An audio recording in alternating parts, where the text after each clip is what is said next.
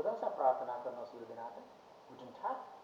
So, අද මම ඔයගලන්ට අරන් ආවා අපි මේ වෙක්සල් ප්‍රොපොසිෂන් එකේ ඉන්නේ ඉන් කියන වෙක්සල් ප්‍රොපොසිෂන් පාඩේ දෙවනි පාඩම. මම ඔයගලන්ට දෙවනි කොටස මම ඔයගලන්ට පුරොන්දු වෙච්ච පාඩේ මම ඔයගලන්ට අරන් ආවා මේ වෙක්සල් ප්‍රොපොසිෂන් ඉන් කියන වෙක්සල් ප්‍රොපොසිෂන් එකේ දෙවනි කොටස. බලමු.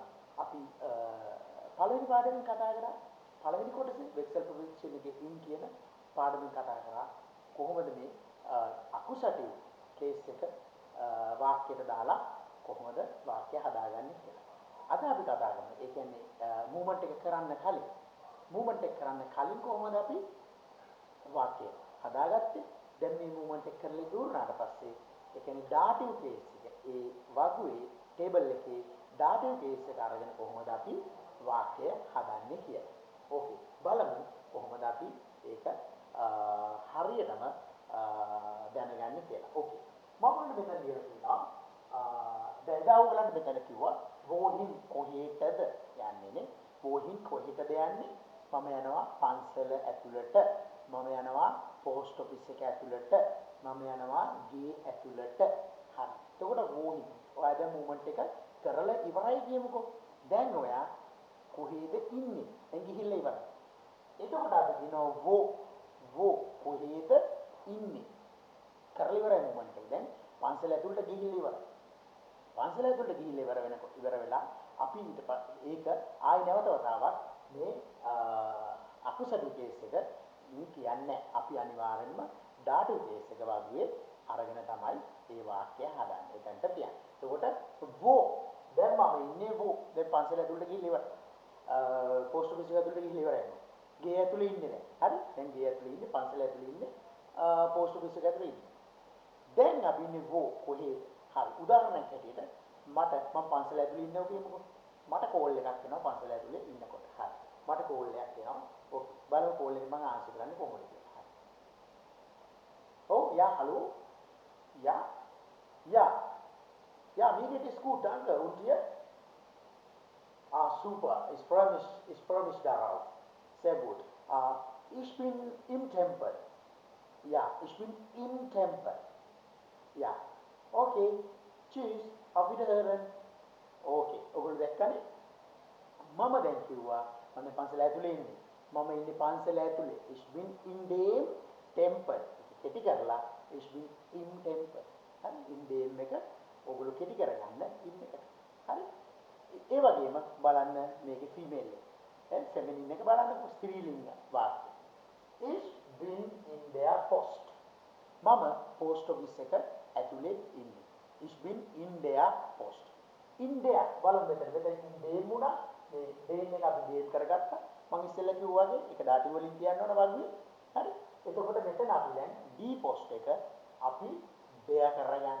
D post එක post office එකේ ආටිකල් එක මොකද්ද? D post එක ස්ත්‍රීලිංග. හරි? ස්ත්‍රීලිංග පොදු ස්ථාන. එතකොට බලන්න මම මේක ඉන්දියා කරගන්න. දැන් බලන්න අර වගුවට යන්න. ටේබල් එකට යන්න. ටේබල් එක කොහොමද තියෙන්නේ? DD දෙක. දැක්කද? ඉස්සෙල්ලා අකුසටුවේ DD දැන් මේ ඩාටිව් කේස් එක මොකද්ද? DD දෙක. ඒතර මොකද යන්නේ වෙක්සල් ප්‍රොපොසිෂන් එකත් එක්ක අපි ක්‍රියාව කරලා ඉවරනාට පස්සේ මූවමන්ට් එක කරලා ඉවරනාට පස්සේ අපි in D post කියන්නේ in there post. අර වගුවේ අපි ඩාටිව් ෆීමේල් කේස් එක ඇදලා මෙතනට ගන්න. in there කරගන්න. හරි. ඒ වගේම is been in there post. Okay. තව උදාහරණයක් සාම්පල් එකක් බලමු අපි. හරි. මට කෝල් එකක් එනවා. අර වගේම දැන් මම ඉන්නේ පෝස්ට් ඔෆිස් එකේ ඇතුලේ. හරිද? Okay. Hallo? Ja, Vernon? Ja. Oh, danke, gut. Mir geht es gut. Ich bin nach Kaludara gekommen. Ja. Ich bin in der Post. Ja. Ich komme wieder zurück nach Hause, etwa in 10 Minuten. Ja, okay, dann, ne? Ja. Auf Wiederhören. Tschüss. Okay. දැන් මොකද්ද මම කිව්වේ? මම දැන් පන්සලේ sorry. මම post office එකේ ඇතුලේ ඉන්නේ. හරි? Ich bin in der Post. මම පෝස්ට් ඔෆිස් එකේ ඇතුලේ දැන් තමයි. ඒතර අර D එකේ D ඩාටිව් වගේ D කේස් එක D ඩාටිව් වගේ ඒ there කියන කේස් එක අපි මෙතනට ඇදලා ගන්නවා. හරි? Ich bin in der Post. ඒ වගේම ඔයා පාසල ඇතුලේ ඉන්නවනම් ඒක D post නේ. පාසලේ ආටිකල් එකත් D Schule. හරි D Schule. හරි ඒකත් ෆෙමිනින් එකක්. Ich bin wo bist du? Ich bin in der Schule. මම පාසල ඇතුලේ ඉන්නේ. අපි ගමු තව D වලින් එන්නේ මොනවද තව? garage. ඔකේ මම ගෑරේජ් එක ඇතුලේ ඉන්නේ. ගෙදර. Wo bist du? Ich bin in der Garage. හරි? ඕකේ. තව D වලින් එකක් ගන්න bank බැංකුව.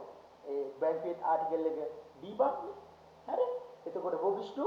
Ich bin in der Bank. මම බැංකුවේ ඇතුලේ ඉන්නේ. හරි? ඕකේ. ඊට පස්සේ මම එනවා ich bin in dem Haus. එදා මම කිව්වා ක්‍රියාව කරන්න කලින් මූවමන්ට් එක කරන්න කලින් ich gehe in das Haus. නැත්තම් ins Haus. හරි ක්‍රියාව කරන්න කලින්. ක්‍රියාව කරලා ඉවරයි. දැන් මම ගේ ඇතුලේ ඉන්නේ. එතකොට මට තව දුරටත් ich bin in das Haus කියන්න බෑ. ich bin ins Haus කියන්න බෑ. මම ඒක dative case එකකින් තියන්න ඕනේ. dative case එක ගන්න කවුද dative case එක? අර das dem neutrum එකේ කියන්නේ නපුංසකලින් එකේ dem ගන්න යා dem dative case එක dem. අර masculine එක වගේම තමයි dative case එක neutrum එකේ dem. ඊට පස්සේ මොකද මම කරේ? මෙන්න මේ dem ගත්ත මෙතන. wo sind Sie? නැත්නම් wo bist du? okay example එක. මගේ ගෙදර කවුරු හරි එක්කෙනෙක් ඉඳගෙන garden එකේ ඉඳලා මට කතා කරනවා hallo Benon wo bist du? මම ich bin im Haus ich bin in dem Haus කෙටි කරලා කියනවා ich bin im Haus okay ich bin im Haus මං ගේ ඇතුලේ තවදුරටත් මම ගේ ඇතුලට යනවා නෙමෙයි ගේ ඇතුලේ ඉතර wo bist du? හරි ඉන්න ස්ථාන ich bin in dem Haus කෙටි කරලා කියනවා ich bin im Haus ඔය විදිහට තමයි නපුංසකලින් පොදු ස්ථාන මොකක හිටියත් හරි ඕගලන්ට හිටියත් ක්‍රියාව කරලා ඉවර නම් ඕගොල්ලෝ දන්නවා im දාලා අර ස්ථාන උදාහරණයක් ගත්තොත් මම හෝටලේ ඇතුලේ ඉන්නේ ich bin im Hotel A das Hotel ich bin in dem Hotel කෙටි කරා im Hotel මම රෙස්ටෝරන්ට් එක ඇතුලේ ඉන්නේ ich bin im Restaurant මම රෙස්ටෝරන්ට් එක ඇතුලේ ඉන්නේ මම කාර්යාලය ඇතුලේ ඉන්නේ ich bin im Büro හරි මතකද කියන්නේ das වෙන ඒවා ඔයා ක්‍රියාව කරලා ඉවර නම් මූවමන්ට් එක කරලා ඉවර නම් ඇතුළක ඉන්නවා නම් ඒවා das වෙන ඒ කියන්නේ පොදු ස්ථානයේ das වෙන ස්ථාන තියෙනවා නම් වා ඒක ඇතුළක ඉන්නවා නම් in dem කරගන්න in dem එක වාක්‍යටි කරලා in කරගන්න හරි ඒක ඒක දැන් ඔයගොල්ලෝ දන්නවා පොදු ස්ථානය der එකක් නම් ඒ තුල ඉන්නව නම් මේ වෙනකොට ich bin im හරි නැත්නම් dem එක තමයි bin කරගන්න පොදු ස්ථානයේ d එකක් නම් ඔයගොල්ලෝ දන්නවා ich bin in der හරි දැන් තමයි ich bin in der දාලා පොදු ස්ථානේ දානවා. පොදු ස්ථානේ das එකක් නම් ඒ මේ in dem masculine එක විදියම ඒක වෙනස් වෙන්නේ ඒ in dem හරි ඒ in dem ඔයගලන් මේව කරලා කෙටි කරලා ඔයගොල්ලෝ in කරගන්න. එච්චරයි. ඉතින් මම බලාපොරොත්තු වෙනවා ඔයගලන්ට මේ පාඩම ඒ කියන්නේ vexel preposition පාඩමේ in කියන vexel preposition එක අද මම සම්පූර්ණ කරා. මම හිතනවා ඔයගලන්ට මේක ගැටලුවක් තිබ්බයට අද සම්පූර්ණ මේක ගැටලුව निराකරණය කරන්න පුළුවන් වුණා කියලා. ඉතින් ඔයගලන් රැඳී සිටින මාත් එක්ක මම ඔයගලන්ට ඊළඟ ඒ කියන්නේ මගේ next වීඩියෝ එක මම දැන් කියන්නේ ඔයගලන්ට හරිම අරුම පුදුම වෙන ජර්මන් ලෙසන් එකක් තමයි මම ඊළඟට ගන්න බලාපොරොත්තු වෙන්නේ. ඉතින් මාත් එක්ක රැඳී සිටින්න. Okay, dann wir sehen uns bald. Auf Wiedersehen. Tschüss. Bis bald. Tschüss.